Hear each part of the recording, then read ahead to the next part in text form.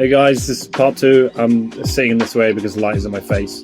This episode might be a bit long, so we might cut it in 2 parts. So this will be part 2 of Watches and Wonders 2026. Next, we go back to expensive.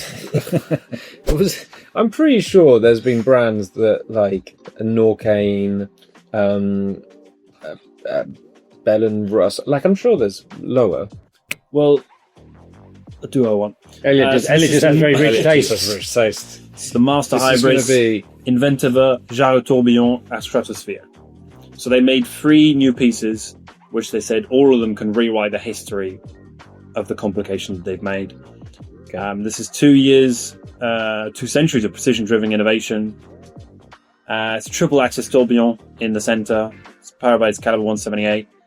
So the tourbillon cover 98% of positional errors. The entire component is only 189 components, which weighs 0.78 of a gram for the tourbillon, that is. It's housed in a platinum case, and it's 20 pieces, and it's priced on request, so I can assume it's probably $500,000. Well, look, it's like a mini Super Freak in the middle. Yeah. No idea what the time is, but impressive looking piece. I mean, it's pretty simple in the dial and the top. No, see, it's 1010. Again, if you just take a tip off old Marco, just put the actual hands in a slightly different metal than everything else, might actually stand out. But that whole sort of almost spacecraft that's floating around in the middle is fairly impressive. Yeah, impressive piece. Right now. That's it. That's all the information you're getting from these guys. Yeah. Okay, we've got the Trilobe 32 Secret Edition. Trilobe. Okay, right. Trilobe? I think it's Trilobe, isn't it? Trilobe. Trilobe. Look, there's the chariot. There's the bear. Yeah, so each dial is made on request depending on the time of the day and the date of the year, month, etc. So this is all done on request. So each dial is going to be completely different. On the day of the year. So they will show you the night sky on top of the exact date that you've chosen. Oh, as in you would choose like a birthday. Your birthday. It's not the day you wedding ordered the watch. anniversary. No, you choose a date. I mean, you can be any day when you were 21. And they will just do it on themselves. It's very nice. Yeah, I think it looks really, really good. You can see that the time is going to change from the outside of where the bezel is, and you've got inside the minutes. I think it looks fantastic. So take me through the numbers that seem to be. I don't know. What do you mean? It's 755. Yeah. What? You read it from the top. So the top Trilobe. Yeah. That'll point for the arrow markers. 7. We're nearly 8. It's 55 minutes there, and then you'll have your second. Oh, so this is taking a few lessons from Mr. Jones in terms of clever ways of telling time. Perhaps. Yeah, perhaps. This is 21,500 in steel and about twice the price if you want it in 80 carat rose gold. As you can see it there. I do love that there is something about if this was on I think Citizen do a pretty ugly movement for the Tsuyosa line. This isn't too dissimilar. However, there's something I love about the simplicity of this. It's beautiful. It brings back to old traditional watchmaking. Yeah. Simple parts, not overcomplicating it. It's actually the minimalism of it. I mean, the finishing is great. Exactly, the minimalism. There isn't very much on the case back, which I really like. Now, okay, finally, you get something affordable. Rolex. There we are. Whoa. Yeah. So this is a celebration of 100 years of the Oyster case. 100 years of Oyster, yeah. So they've got this proprietary Jubilee dial, which just says Rolex in loads of different colours. They say it was very complicated to make because they have to match all the colourways and that it looks good. It's just marketing. Blah, blah. What is it? What's the dial actually made of? It's multicoloured lacquered dial. Okay. Well. Decorated with the Jubilee motif. Nice. I think it's gorgeous. I actually think this is one of the funnest pieces we've seen yet. From, like Elliot says, very cheap, affordable brand. Rolex, famously. It reminds me of, we talked about this, but it reminds me of the Louis Vuitton. I can't remember if it's the Tambour collection or one of them, where they have the flags around. We need a bit more justified colour in watches. And here I think it's graphic, but it's not random. It's fairly justified. It's cohesive. I love it. I think it's really playful. I love the colours. I think it really looks really good.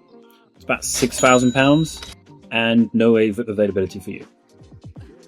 But do put your name down.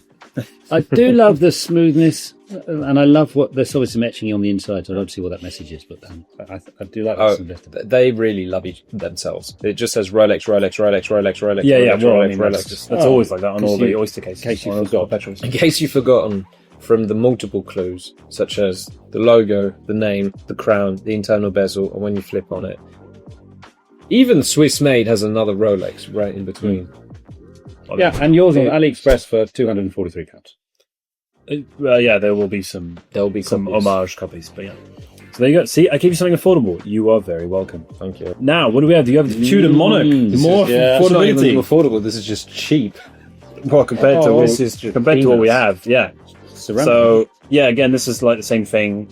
Celebration of like 100 years of the brand. They're re-releasing the Monarch, which they did a very long time ago. It's very different. You've got a complex case that they've reimagined. They call it an error-proof dial, but which we normally just call it California dial. So you've got Roman numerals on the north side of the dial, and you've got Arabic numerals on the south. I think it looks really fantastic. The hands as well, you've got a reminiscence of their snowflake hands, and they've just done it in their own way. I think it looks amazing. Probably a champagne dial. Like it. There's a real tendency in terms of fashion to go back to those old classic designs and bring out of the archive some of the wonderful designs they all started with. I think that's really well. They've got a ceramic one, I think, on the Monarch, on Tudor, but it's just very pretty, isn't it? What do you think? I find it more interesting if the I don't know if the case architecture and the bracelet really matched the dial, to be honest. I'd see that interchanged. But the dial itself, it's quite cute. I think it looks fantastic. It wouldn't be my cup of tea now, but I could see this in 2-3 iterations becoming better and being... Yeah. I really like it. I think it's a great innovation, and I think the watch looks fantastic. This is about 5k-ish price. Yeah. It's not limited edition. This is going to be a normal piece that they start releasing now. Oh, that's good. Yeah, so really cool. That's very nice. Now we have the Nomos Glaciator Neomatic. There isn't that much change from what they did from last year's. The only thing is they've now made it smaller. So the older models were on 41mm. This one's now 38.5, which makes it a bit more wearable for their dates. And now you can actually have it in gold, which they didn't have before. So if you want to spend 16 grand on a Nomos in gold, you can now. Exactly. Or you just get the steel one for about 4,000. So is it worth 3 times the price? I wonder who buys the gold versions of like some of these brands. You have to be like a mega fan of a brand. You'll see it with random brands. It will be like Oris, gold Oris. And you'll be like, who loves Oris enough to spend £30,000 on an Oris? I don't know. An employee that buys at 50% when it's on... I'd rather not have stock. Personally, I'd rather have that watch and not have the gold.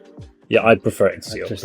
I think it's just too I just don't think it works. The simplicity very well of the gloss shoots for me is the wonderful bleu, blanc, rouge. You know, the red, blue, white. The fact that the blue hands stand out and a little touch of red. So I think the gold is just, for me, is too much. I want to go back to the simplicity. And I'm also known for their craftsmanship and simplicity. Isn't that just wonderful? Just watching number of seconds going around the dial like that. That's just mesmerizing. No, it's the date. But anyway, is that the date? Yes, that's the date. So you've got a date there, seconds. You have your seconds going to 31.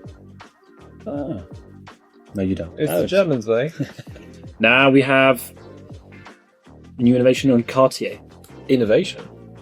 The innovation is more on the bracelet than anything else. So they released 2 of these models. So it's the Santos Dumont, which remember being the first wristwatch that was worn by the pilot. The bracelet, very impressive. So you've got 394 links. It's made to order, so it's made to per person. You can get it on the strap as well. But of course, you're getting it just for that, really. It's a Obsidian stone dial that they sourced from Mexico. Yeah, it's just very, that it's probably jewelry craftsmanship. A little bit of gold bling on your arm. That's sort of yours. That probably is your cup of tea, isn't it? I don't think I've got any fake gold pieces, but I do agree that strap looks pretty smooth. The bracelet is incredibly impressive. There's a lot of craftsmanship behind it with all the links that's done in full gold. It's not cheap either. So If you want to get it on the gold bracelet, it's around $50,000 to $60,000. Whoa! And if you want it on strap, it's about $7,000 to 17. So there is a big difference. Sorry, without the strap, it's 50. If you want it on a strap, you can have it in steel for about $7,000 or in gold for 17, 18. And if you want it on bracelet, it's about 49 for the steel version and 60 grand for the gold conversion. So even in steel, that it's bracelet is mega expensive. Yes, it's very expensive. So all of the money, weirdly enough, watches typically you'd have it in the actual dial. You wouldn't have it in strap. That strap is Here, because you've got so much 18 karat gold, of course, there's going to be a lot of pricing. And there is a lot of work behind that. But even the steel one, you were saying it's... And I think it's... no, I don't think they make a steel version of this on bracelet. I think it's just the gold one. I think it's just depending on the length. Interesting you chose that one. Because from the Watches and Wonders that Cartier brought out, for me, the revamp of the Roadster is absolutely... That would be totally down my street. And I think it's really gorgeous. And you can just see it here. But I love that. I think that was just a really, really classic icon of a watch. And it's great to see it back. Next, we have Panerai. This year... before... Hold on. Oh, what about the old one that had the little motor in there, which you wind, and then all of a sudden, do you remember that one? The little winded, yeah. So they do come out with some pretty impressive pieces from time to time. I'm looking at that. I mean, what Panerai is doing at the moment is they're revamping all of their older models. I think this is one of my favourite of their older models because of its simplicity, the hand winding element, and it is large, it is chunky, but it's not as big like lug to lug as other pieces. And I think it's simple and it looks great. And I think, you've got Italian heritage in what they used to do in the Navy. I mean, if you're not, you might not be very excited about it, but fine. How much is it going for? $8,000. It's just not my cup of tea. Don't agree. Best case back. Ooh, simple hand wind. Yeah, they're simple, and then there's Italians just taking a long coffee break and not going back to work. This is not simple. This is unfinished. Yes, but this is not. I mean, this is only $8,000. So You're what do you paying expect? $8,000. What kind of finishing you are you get expecting? with Breitling for $8,000? Yeah, not an incredible finishing. I think for $8,000 with Breitling, you'll get a far better decorated movement than you would with this fucking Italian piece. Okay, right. Okay, we're going to skip because he clearly doesn't like it. But there is some historical elements to it, and the winder, everything else has got a real sort of look and you feel, and there's very few like it. So it's a standard. I mean, you asked me to get like normal brands and normal prices, and you're complaining about them already. So No, it's fine to be boring. next, Now this. Oh, here we go. very cool, very, very, very, very, very cool. Ressence Type 11. So now they have made their own proprietary movement. Well done, Ressence. They used to make their watches with ETA, so the 2824 and the 2892. They finally made their own movement, because before with the ETA, they used to put their own model, of course, to function it on top of the ETA. And now it is all merged in their own, it's called the ROSC. So it's a patented resonance orbital convex system. This is absolutely fantastic. You've got small ceramic balls on the very top that you can see there. And that's what gives you the power reserve. It gets like lighter if you've got more time, and then darker if you don't. I think it's just amazing. Yes, it is more expensive now. So it's around £22,000, which they used to be about $10,000 on the ETA. But now they've made their own proprietary movement. It's amazing. That's the one thing that people were criticizing a lot about them, and now they have fixed it. Take my money. It's one, I think Ressence has always just been a brilliant brand. But two, this watch, not only are they going for their own movement architecture, but also I love the tactility of those ceramic balls showing you the time. There's so few watch brands that will use... The only time you see a brand using materials is that, we just cut a piece of anthracite, moonshine, and put it on the dial. This, it's tactile. It's almost tactile. Yes. It's brilliant. What I do like as well is that with Ressence, of course, because the entire dial will turn to show you the minutes and the hours. What I do like is normally you get this kind of element, you forget how it functions, and you lose the element of like its flatness. But with the ceramic balls there, you've got, I think, this kind of duality between an actual physical element and then kind of the alien-esque part that you don't understand. So we all agree, we absolutely love this watch. 10 out of 10. I think this is the best release of Watches and Wonders 2026. Next, Max is not going to like it. Chronomaster Sport Skeleton by Zenith. You can see his face. He's already bored. Ripped Jean Season, as Dad is Ripped saying. Jean Season, people. This is... 10th of a second, sport chronograph, 41mm steel case. They've done a lot of their movement, a lot of their watches they've re-released with skeleton dials. And this is one of them, original El Primero chronograph. So what stands out for you when you look at that? What's the first thing that you see? What's the first thing that stands out to you?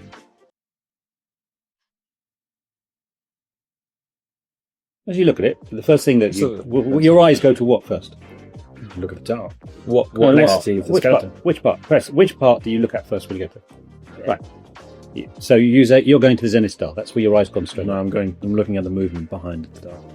Okay, Max, Okay. what do you look at? I go with the blue subdial. Absolutely, blue subdial, straight away. Yeah. So doesn't that give you the hint? Your eyes go straight to blue subdial. If they just put the hands in blue, you'd won't be able to tell the time, but two, that's where you first go.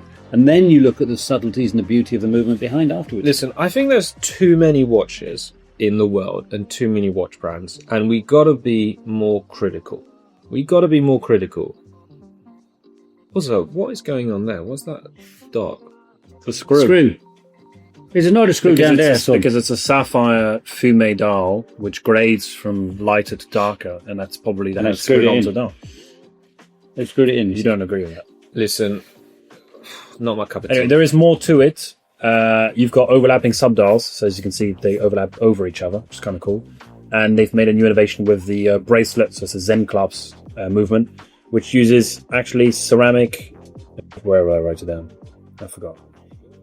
Did I even write it? No, it's not even that. I think we're together. If you go. Oh yes, they've got ceramic ball components to secure ceramic ball components and locking and more positioning ceramic functions. balls, and you can't see the ceramic balls this way. I think we're on the same page. If you go to a supermarket, and we'll work out exactly where your eyes are going to, what you're looking at first. And so, we'll put the cheaper ones cheaper products will be at the bottom, and then the more expensive ones at high level. So you play around with your eye goes. We're both, I think, on the same page with your eyes go directly to it. Is that where the designer wants us to look? In which case, if that's what they wanted us to do, they've worked it out. They've done it. That's right. But is that the first thing you want to look at? Is just that dial there? Or do they actually want their logo to be? Or do they sit the star? Or is it the hands? Somehow, the whole thought process of being absorbed into that watch. We're going to play a game. We're going to play of how much do you think it costs. So in stainless steel, how much is it in USD? 21,000. No. I'm going to go 8.5. You're both wrong. It's around $16,700. Oh, there we are. Now, we talk about 18 karat rose gold. How much is it in 18 karat rose gold? 20. 40. You say 40, you say 20. It's in the middle, right? 31,500. And they've made one with 18 karat gold, rose gold, and with diamonds on the bezel. And how much is that one? 42. 60. It's 111. Okay, so here's what I think. I think that you can't just put a transparent dial to a watch and then say we'll make it gold as a second version and call it a day. I'm with Jason on this.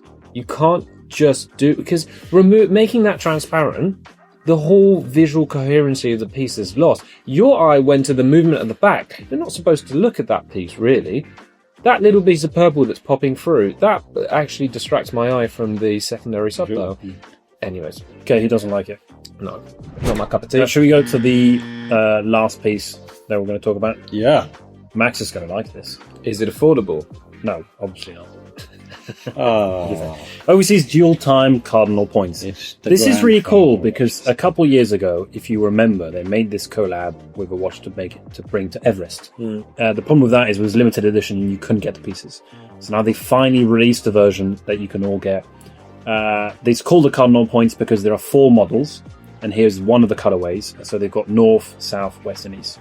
So north is because I remember white, I think. Yeah. Arctic. Yeah, north is white. You've got brown for south, which is this one. Blue is east, and west is green for all the tropical forests in South America. And it's very, very cool. So you've got a dual time. You've got the second time there. You've got an indicator of AM, PM that you can function with the bottom bezel. And I think it looks really, really good. Titanium. It's their caliber 51 and 10. there you go. Good facts. Well, I think we were going to do an episode one time of Scrap this episode. We're going to do an episode. We're going to do an episode of the Holy Trinity and whether we still think that the same watches should appear in that Holy Trinity. What would the Holy Trinity be today? Right. But I have to say, in this one, in terms of Vacheron Constantin, I think they've done that really well. They've shown their heritage and they've brought out a watch that is clearly not only well made but beautifully designed, and has all the wonderful elements to make an absolutely super Holy Trinity watch. Well, if you look at the complication that it is for the brand itself, so it's around $41,000, and you look at other brands, if you look at Patek Philippe and you look at Vacheron Constantin at a similar levels for sports watches, this is on the cheaper side of the three. So if you're going to get a sports watch at high horology, Oh, no doubt. I think it's not a bad idea. No doubt. I think it's fantastic. Over a Nautilus any day. Exactly, and you've got a more affordable pricing compared to the others. So Looks like you keep your ranking. Yeah. Beautiful watch. Bravo, Vacheron. They've got also all of the advertising goes for it. Their website, I sent you guys a link yesterday. Beautiful website, really well done. What I don't particularly think they did well on this, or at least this is from people that weren't at Watches and Wonders, is, are you okay? I've got a light. Oh, yeah. If I go there, it's like someone's speaking to me. Yeah, squeeze into that. What I think looks weird, this looks natural, is that the colorways, like you were saying, you were just trying to figure out blue is south, yellow is purple. I don't think they've communicated that super well. I understand that north is Arctic and etc. I think the story of all of those cardinal points, the whole point is supposed to be like a compass. The whole point of the cardinal point. Do you see the point of this? Scrap this episode. Scrap. It's pointless. The point We need to do it again. This watch is supposed to be So like bad. it's like a compass. It's your four cardinal Can't points. release this. It's north, south, east, west. It's so bad. And for me, they haven't yet done the storytelling needed for me to understand. Oh, north is this, south is this. As a watch in itself, I don't know if you've seen. You all know, the if you colours. bought it, and it would be your story. It's got a little bit of romance. What the? What? Makes no sense. So Makes wacky. no sense. It's like you could say that about a box of sushi. You just go, "It's your sushi." No, It's your if story. you look at the Bremont U Pilot, then you know the different colours around. You know that what the colours stand for because you bought the watch and you're into the story. Does it matter? For anyone else, you're looking at a wonderful, very, very fashionable chocolate colour with a really good-looking watch. It's a good-looking chocolate. I like the chocolate the most. Yeah. Chocolate is there. I like. That's it, folks. This is a nightmare. It's okay. Remember to like and subscribe. Don't listen to our opinion about watches again. And tell us about what was your favourite release of Watches and Wonder 2026. Put it in the comments. Yeah. Goodbye.